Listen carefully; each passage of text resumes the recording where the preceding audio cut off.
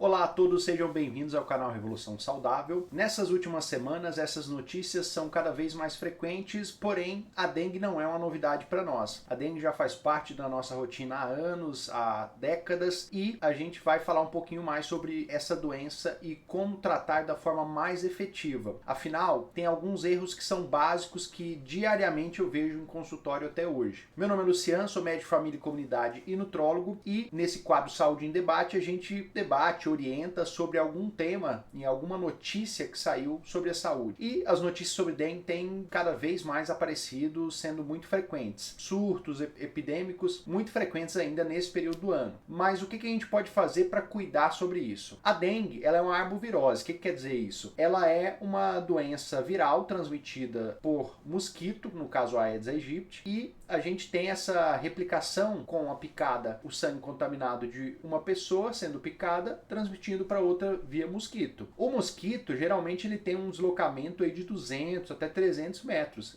Para a gente ter esse contágio continuado, eu tenho que ter um fluxo de contaminação local. Logo, eu tenho que ter um cuidado com essa água parada, que é onde esse mosquito fica. Como é que a gente sabe que tem dengue? A dengue, a suspeição dela já vem com quadro febril. É muito difícil um quadro de dengue não ter febre, tá? Pode acontecer de ele ser mais assintomático, mas é bem difícil. Geralmente, ela vem com sintomas clássicos. Aquela febre, dor no corpo, aquela sensação de cansaço, surra. Também as dores nas juntas. Um quadro de mal-estar com, às vezes, ânsia de vômito, náusea e, por vezes, diarreia também, dor abdominal leve, um desconforto generalizado. Do ponto de vista laboratorial, a gente tem alguns exames que trazem uma maior certeza sobre esse diagnóstico. Seja o NS1, que é um exame mais rápido, né? Logo começa a infecção, que é do antígeno, e também a IgM e IgG, que são outras testagens que mostram infecção aguda ou infecção que já aconteceu no passado. Como a dengue ela tem 4 subtipos, então a gente tem a possibilidade de reinfecção. Eu posso pegar um tipo, depois pegar outro tipo em outra ocasião. Quais são os riscos verdadeiros da dengue? A dengue, inicialmente, além da questão do quadro agudo, ela pode evoluir com essas dores no corpo, artralgias de forma mais constante e crônica, e outra complicação que seria ainda aguda seria uma piora desse quadro, que seria a dengue hemorrágica. Então é um cuidado que vale a pena ter para os sinais que o corpo dá e os sinais que a gente vai falar daqui a pouquinho. Mas afinal, o que a gente pode fazer para cuidar da dengue? Alguns cuidados eles são básicos, mas é muito comum ver as pessoas errando ainda hoje. Quando a gente fala de cuidados com dengue, o primeiro cuidado, número 1, tratamento número 1 para dengue é a hidratação. Só que quando eu falo de hidratação para dengue, eu estou falando de uma das maiores hidratações. Para você ter noção, quando a gente está falando de uma hidratação de um adulto, isso está em torno de 60 ml por quilo. Então, se eu pego uma pessoa que tem 70 quilos, 60 ml vai dar 4 litros e 200, sendo 2/3 de água pura, né, 2.800, e 1/3 de soro de hidratação oral ou até outros líquidos, tá, que seria ali 1,4 litros. Então, 2,8 litros de água mais 1,4 litros de soro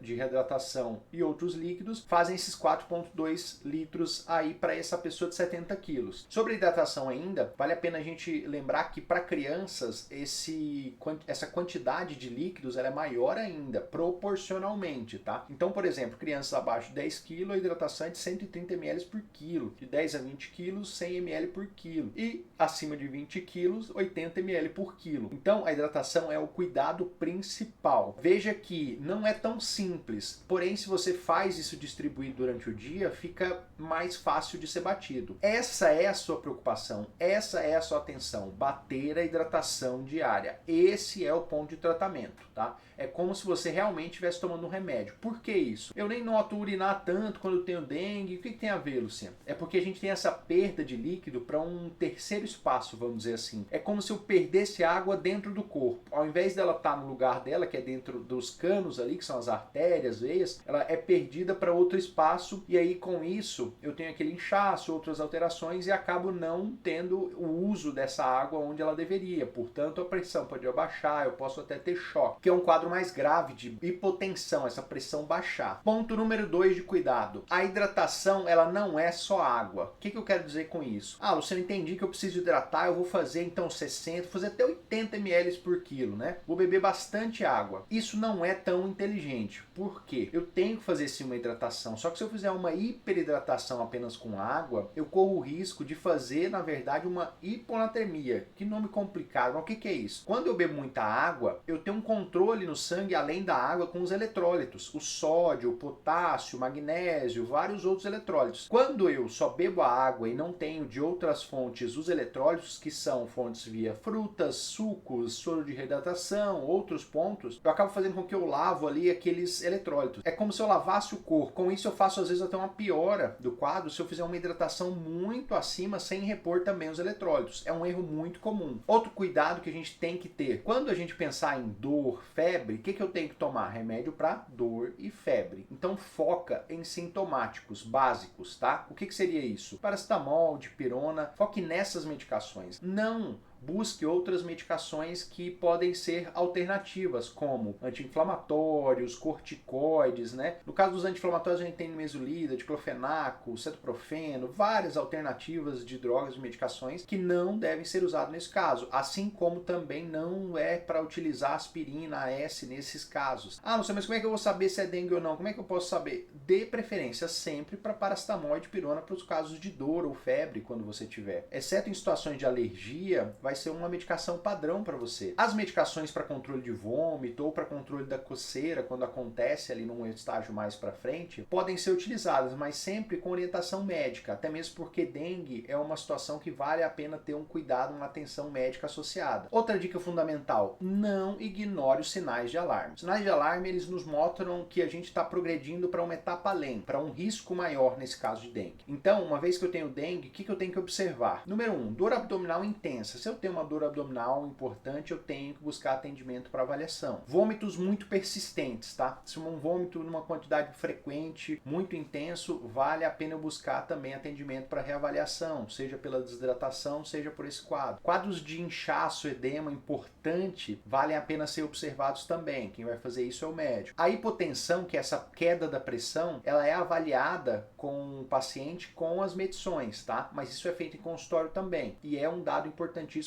de alarme. Um dado que você pode observar são o sangramento das mucosas. Então, sangramento dos dentes, você notar ali um sangramento nos olhos, isso é importante para a gente como um sinal de alarme também. Outro ponto, a letargia, a irritabilidade. A letargia é que ela fica muito lentificado, fica muito confuso ou irritado de uma forma anormal ali, uma resposta alterada. Isso é importante como um sinal de alarme também. E outros sinais são dados mais dos exames que o profissional vai avaliar. Nossa quinta orientação, consuma alimentos de qualidade para você ter um melhor retorno da saúde. Como assim? Frutas, verduras, grãos. Consuma uma comida leve, padrão, tá?